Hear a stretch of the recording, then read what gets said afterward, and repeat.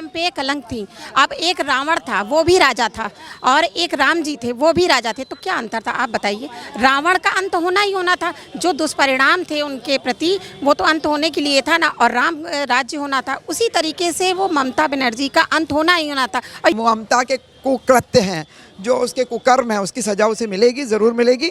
और उसका पापों का घड़ा भर चुका था, और जब घड़ा भरता है तो वो फूटता है। गड्ढे में गिरी, उसका पता ही नहीं, उसकी धरती पापों के नीचे से धरती निकल गई, उसके धरती निकल गई। तानाशाही बहुत दिन नहीं चलती, बहुत बड़े बड़े तानाशाह चले गए, तो ममता जी तो कुछ थी ही नहीं।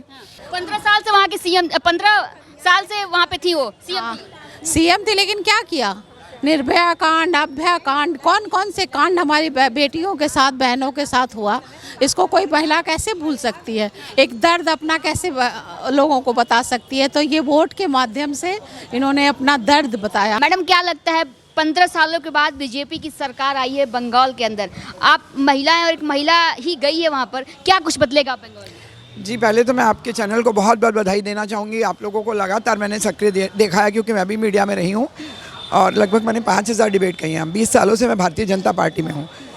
मैं डॉक्टर साधना जग्गी, अवध क्षेत्र उपाध्यक्ष, पत्नी कर्नल अनिल कुमार जग्गी, सेना मेडल, गैलेंट्री अवार्ड सम्मानित। मैं ये कहना चाहूँगी कि आज से 5 साल पहले जब नतीजे आए थे तो 2 से 77 पे पहुँचे थे, और तब हम सारे चैनल में ही बैठे थे और ये बोला था मैंने कि 200 आएगी, और किसी किसी टाइम ज़बान पे सरस्वती होती है और वो 200 आ गई। ऑफ कोर्स महिलाओं का भी हाथ है, भाइयों का भी हमारे हाथ है, और जो इन्होंने ममता के कुकृत्य हैं, जो उसके कुकर्म है, उसकी सजा उसे मिलेगी, ज़रूर मिलेगी। और उसका पापों का घड़ा भर चुका था, और जब घड़ा भरता है तो वो फूटता है। आपने पूरा आज बंगाली गेटअप लिया हुआ है, ऐसा क्यों? ऐसा क्यों? क्योंकि I am very happy and we were posted there. Fort William में हम लोग रहे हैं, कलकत्ता में मैं रही हूँ कुछ काफ़ी महीने, और मैं जब वहाँ रहती थी, मैं तब भी राजनीति में थी, मैं जाती थी, कुछ बच्चियों की समस्याएं होती थी, जाती थी, उन बच्चियों के रेप्स हुए, उनको जब मैंने बोला कि मेरे साथ, since we are from the, I mean we are very safe, बहुत अलग हमारी लाइफ होती है, तो जब मैंने उनको बोला कि आप चलिए मेरे साथ, हम रिपोर्ट करते हैं, तो दे रिफ्यूज़, उन्होंने मना कर दिया, कहते हैं हमारा पूरा परिवार काट डाला जाएगा। जब वहाँ जय श्री राम बोलने से गला कट जाता है तो आप स्टेट की कंडीशन सोच सकती हैं। ममता करनी ने कभी किसी प्रोटोकॉल को फॉलो नहीं किया, ना उन्होंने हमारे आदरणीय पीएम जो मोदी जी का प्रोटोकॉल फॉलो किया, ना उन्होंने अपने राष्ट्रपति का प्रोटोकॉल फॉलो किया। फेंसिंग नहीं होने दी, कुछ भी नहीं होने दिया, पूरा पिछड़ गया पश्चिम बंगाल, सत्यानाश कर दिया उसने।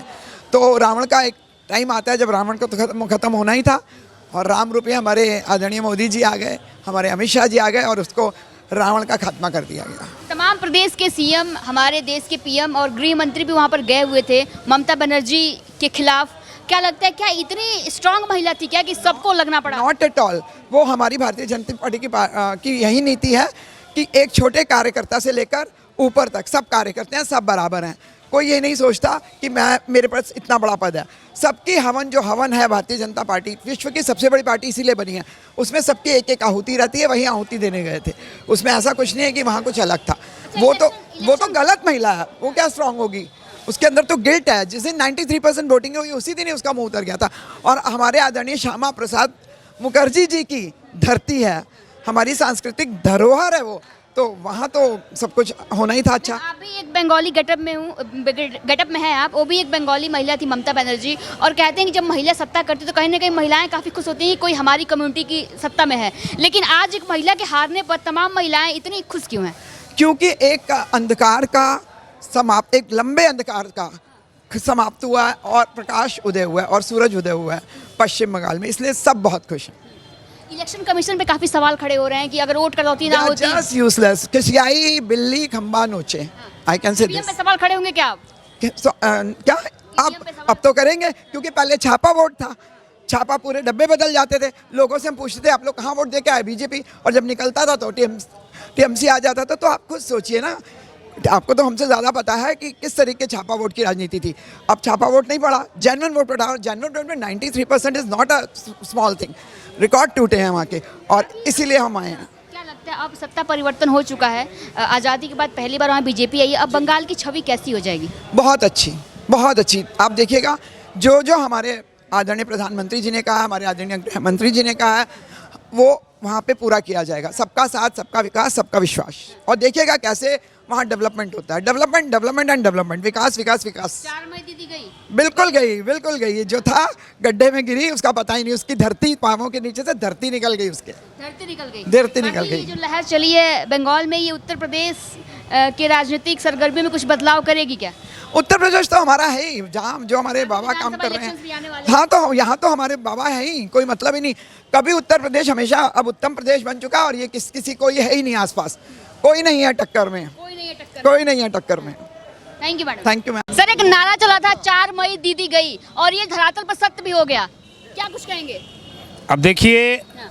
अहंकार का जो दिन है बहुत दिन नहीं चलता, हाँ। तुष्टीकरण बहुत दिन नहीं चलता, नारी का अपमान बहुत दिन नहीं चलता, और तानाशाही बहुत दिन नहीं चलती। बहुत बड़े बड़े तानाशाह चले गए, तो ममता जी तो कुछ थी ही नहीं। उनको ये गुमान हो गया था कि मैं अगर ये कह दूं कि महिलाएं 7 बजे के बाद घर से ना निकलें तो भी मैं जीतूंगी। उनको ये गुमान हो गया था कि चाहे मोदी जी आ जाएं, चाहे अमित शाह आ जाएं, चाहे योगी जी आ जाएं, मेरा कोई बाल बाका नहीं कर पाएगा, और मैं बंगाल को चाबुक से मार मार के चलाऊंगी। आज बंगाल की जनता ने साबित कर दिया कि अब तुम्हारा चाबुक नहीं चलने वाला। भारतीय जनता पार्टी जो विश्व का सबसे बड़ा राजनीतिक दल है, उसका कुशल चुनाव प्रबंधन और प्रबल हिंदुत्व आज ये पूरे देश में उफान पर है। अब खाली मुसलमान के नाम पर चाहो कि वोट ले लें, अब वो राजनीति खत्म हो गई देश में। आरोप ये भी लग रहे हैं कि एक महिला को हराने के लिए तमाम सीएम, पीएम, गृह मंत्री सब लग गए थे। जब चुनाव होता है तो ये नहीं देखा जाता है कि कोई महिला है कि कोई पुरुष है। चुनाव चुनाव होता है, और चुनाव को चुनाव के तरीके से लड़ा जाता है, चाहे वो पश्चिम बंगाल हो, चाहे वो असम हो, चाहे वो आने वाला उत्तर प्रदेश हो। चुनाव को चुनाव की तरह से लड़ा जाएगा, और भारतीय जनता पार्टी के पास इतने तीर हैं तरकश में कि उसको पता है कि कौन कहाँ पर है। ये जो पीडीए की बात मैं आपको एक बार और बता दूं, ये बार बार पीडीए पीडीए पीडीए चल रहा है। ये पीडीए है परिवार डेवलपमेंट अथॉरिटी। चाहे दिल्ली में बैठे नेता हों, वो तो जो आज विदेश में हैं, बताइए 5 राज्यों के चुनाव परिणाम आ रहे हैं। इससे ज़्यादा दुर्भाग्यपूर्ण हो सकता है कि विपक्ष का नेता विदेश में हो। इसका मतलब पहले से मालूम है कि पत्ता गोल होने वाला है, डब्बा गोल होने वाला है, इसलिए भारत में रहने की ज़रूरत नहीं है। तो आज की राजनीति ऐसी नहीं है, जो धरातल पर उतरेगा उसी को जनता सपोर्ट करेगी, वरना नहीं करेगी। इलेक्शन कमीशन ने काफी अच्छा साथ दिया है बीजेपी का, तभी सत्ता में आ पाई है। वो तो कोई भी चुनाव होगा वहाँ पर इलेक्शन कमीशन साथ देगा ही देगा, सबका साथ देगा। उस इलेक्शन कमीशन ने किसी पार्टी का साथ नहीं दिया है। सिर्फ बीजेपी का साथ दे रही है। अब जो हारेगा तो कुछ तो बेचारा कहेगा कि नहीं कहेगा। ये हम और आप जानते हैं कि जो हारेगा ये थोड़ी कहेगा कि हाँ मैं अपनी कमियों से हार गया। अपनी कमी अगर इंसान स्वीकार कर ले तो उससे बेहतर फिर इंसान कौन है। तो अभी ये अपनी कमी नहीं स्वीकार कर रहे हैं, अभी वो दूसरे पर आरोप लगा रहे हैं। लेकिन धीरे धीरे जब वो शाम तक, रात तक, कल तक पूरा आकलन करेंगे तो पता लगेगा कि हाँ जनता ने उनका साथ नहीं दिया। जब भी किसी प्रांत का इलेक्शन खत्म होता है तो ईवीएम पे सवाल जरूर खड़े होते हैं, क्या लग रहा है अभी ईवीएम पे सवाल खड़े होंगे क्या? ये तो हम लोग पहले ही कह रहे थे कि अगर जीत गए तो हर हर गंगे, और अगर हार गए तो ईवीएम। तो ये तो स्पष्ट है ना, ये आज नहीं, ये तो जब चुनाव खत्म हुआ 1 तारीख को पहली बार जब परिणाम का वो आया, एग्जिट पोल आया, तभी हम लोगों ने कह दिया था ये कि आने वाले दिन में यही होने वाला है। अगर कहीं खुदा ना खास्ता उनके वोट अच्छे आते, सीटें अच्छी आती, तब सब स्वीकार था। और भारतीय जनता पार्टी जब प्रचंड बहुमत से जीत गई तो ईवीएम पर कोई इसका लॉजिक नहीं। बंगाल के अंदर क्या कुछ नए बदलाव देखने को मिलेंगे, क्योंकि पहली बार बीजेपी वहाँ पे सत्ता में आई है? देखिए, प्रधानमंत्री जी ने स्वयं वादा किया था बंगाल की जनता से कि मैं वहाँ के शपथ ग्रहण में पहुँचूँगा, और प्रधानमंत्री जिस शपथ ग्रहण में होंगे आप अंदाज कर सकते हैं कि उनका पूरा फोकस उन कमियों पर होगा जिस कमियों की वजह से ममता बनर्जी चुनाव हारी और भारतीय जनता पार्टी चुनाव जीती। और उसको फोकस करते हुए एक नया बंगाल, एक सुरक्षित बंगाल और एक विकसित बंगाल ये बने, ये भारतीय जनता पार्टी का फोकस है। लहर बंगाल में चली है, क्या लग रहा है उत्तर प्रदेश में भी आएगी क्या? आई हुई है, उत्तर प्रदेश में तो है, उत्तर प्रदेश की लहर वहाँ चली है। 41 जनसभाएं पूज्य योगी आदित्यनाथ जी ने वहाँ पर की थी, 39 सीटें भारतीय जनता पार्टी जीती है। तो यहाँ की लहर तो वहाँ जा ही रही है।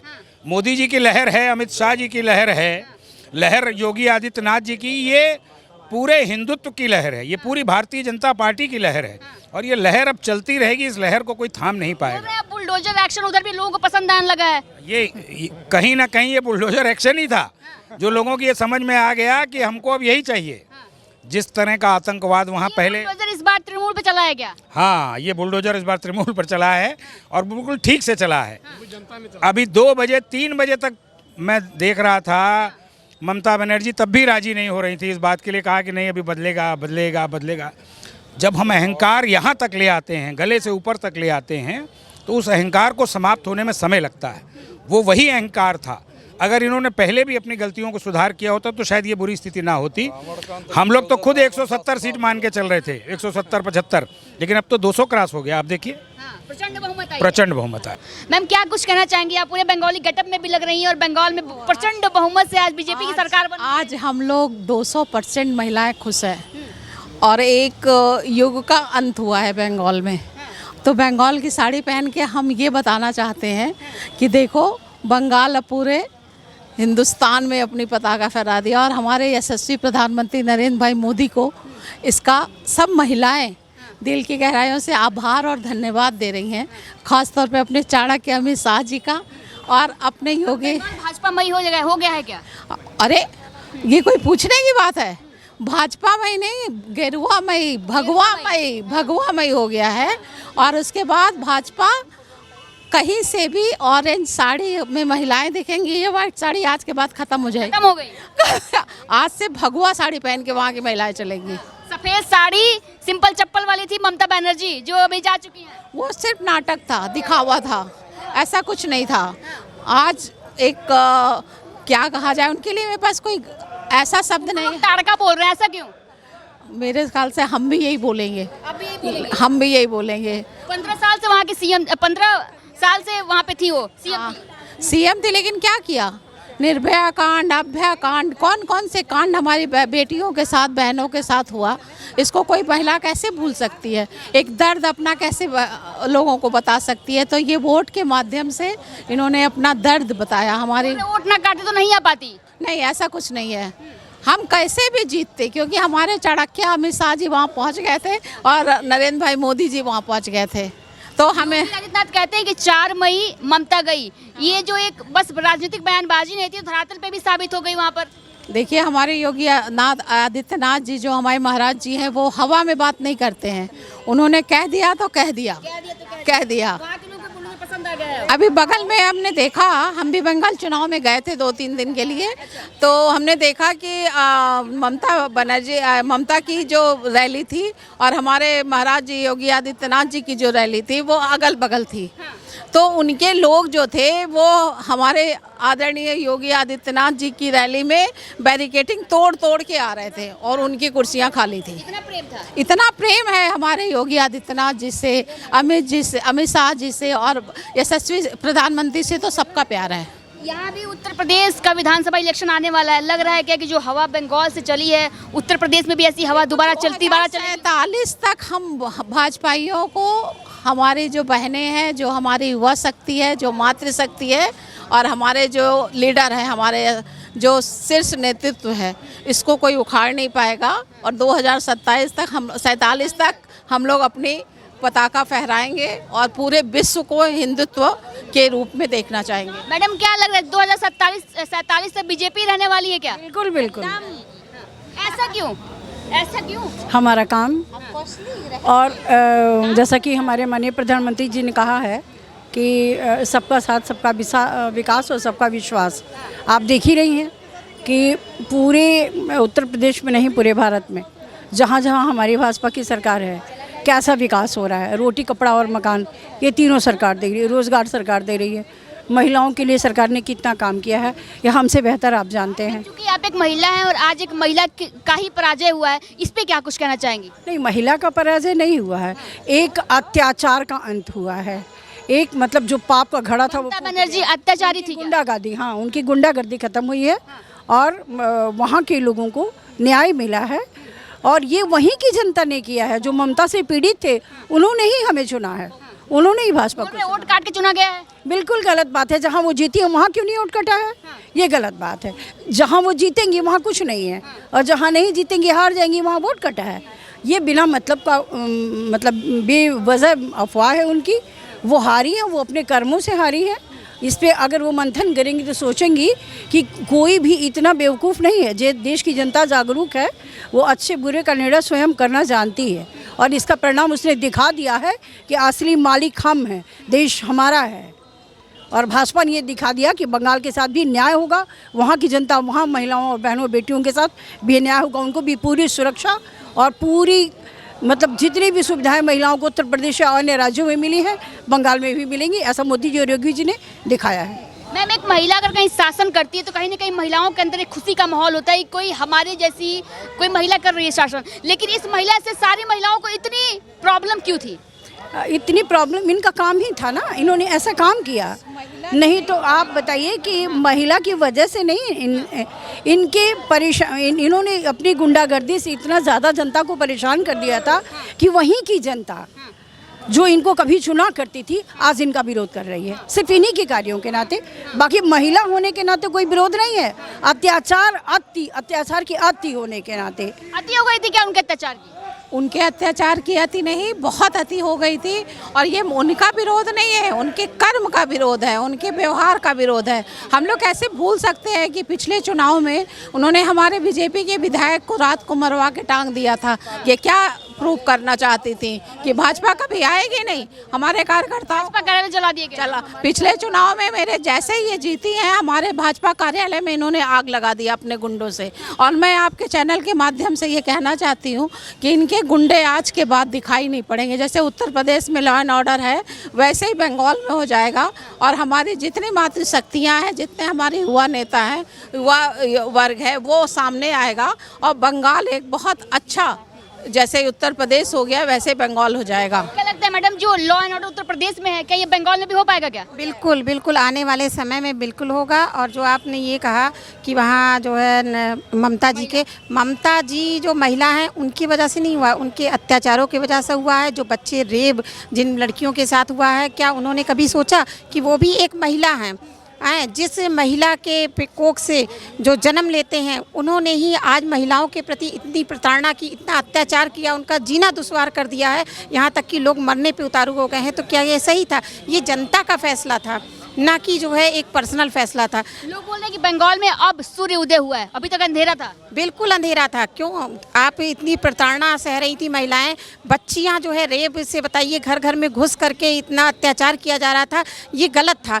उनकी रूह काँप रही थी। वो आज सोच रही होंगी कि ये जो विजय हुई है वाकई में एक जश्न का है और ये एक जगह की नहीं है विजय, ये पूरे साम्राज्य की, पूरे राज्य की विजय है। आप देख सकते हैं कितना आक्रोश हम लोगों ने फैला रखा था कि नारी जो वंदन का हम लोगों ने स्टार्ट किया, उसके बाद आक्रोश रैली की है, उसके बाद हम लोगों ने कल जो है मशाल यात्रा की है। शायद इसका भी असर कहीं ना कहीं हमारे बंगाल पे पड़ा है, जिसकी वजह से वहाँ की महिलाएं जागरूक हुई हैं और जागरूक होने के कारण आज ये स्थिति है कि उनको ये अंजाम देखने को मिला है कि जीत की जो है हम लोगों के बीच में देख रही हैं आप, कितना खुशी मनाई जा रही है। हमारे मोदी जी ने शुरू से लेकर के, चाहे वो बेटी बचाओ से लेकर के उन उज्ज्वला गैस है, चाहे मकान के लिए है, महिलाओं के लिए हमेशा ही मदद किया है। और ये समूह की वजह से वो अपने पैर पे भी खड़ी हुई हैं और आने वाले समय में सभी महिलाएं अपने पैर पे खड़ी होंगी। और ये 33% का जो आरक्षण है वो आके रहेगा और मिलेगा। और हमारे योगी जी इतना जो तपस्या करते हैं, जो सब करते हैं, बाबा जी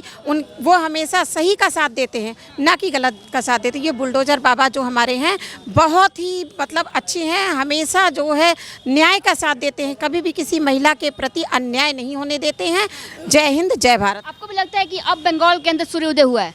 बिल्कुल, बंगाल के अंदर सूर्योदय तो अभी हुआ है। अभी तक तो ममता राज्य में वहाँ सिर्फ अंधकार था और उसी अंधकार को भाजपा सरकार ने ख़त्म कर कर वहाँ का नया सूर्योदय किया है, जिसमें आपको वहाँ पर जल्द ही एक अच्छा भविष्य, एक अच्छा प्रकाश देखने को मिलेगा। आपको लगता है कि बंगाल की जो छवि थी अब बदलेगी?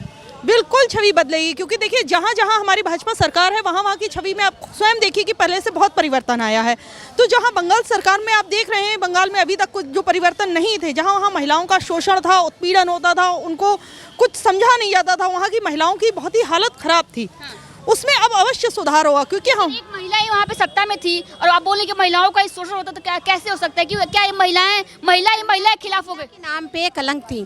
अब एक रावण था वो भी राजा था और एक राम जी थे वो भी राजा थे, तो क्या अंतर था आप बताइए? रावण का अंत होना ही होना था, जो दुष्परिणाम थे उनके प्रति वो तो अंत होने के लिए था ना, और राम राज्य होना था। उसी तरीके से वो ममता बनर्जी का अंत होना ही होना था, और ये हम लोगों का राम राज्य आया है एक तरह से। महिलाओं का रावण थी क्या ममता बनर्जी? बिल्कुल वो रावण क्या, रावण से भी ज़्यादा उनके कर्म खराब थे। अगर वो एक अच्छी एक योग्य शासक होती, उन्होंने महिलाओं के लिए कार्य किए होते, उन्होंने महिलाओं के लिए सोचा होता, तो शायद आज भी ममता जी अपनी इस कुर्सी पर बरकरार होती। उनके समय में हुए अत्याचारों से वहाँ की जनता जब पीड़ित हुई, वहाँ की महिलाएं पीड़ित हुई, वहाँ का समाज दुखित है, तभी उन्होंने उनको हटाकर भाजपा सरकार को ये अवसर दिया है।